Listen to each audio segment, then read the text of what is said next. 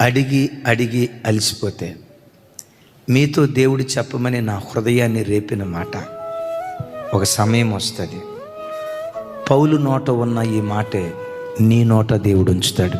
నమ్ము అంతే, జస్ట్ నమ్మంతే.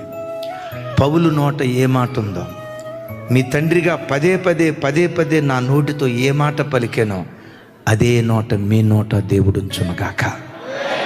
మీరు మీ పిల్లలకి చెప్తారు, మీ పిల్లలకి చెప్తారు, రే నాన్న మన దేవుడు ఎవరో తెలుసా, అడుగు వాటికంటే, ఊహించు వాటికంటే అత్యధికంగా కార్యాలు చేసేవాడురా.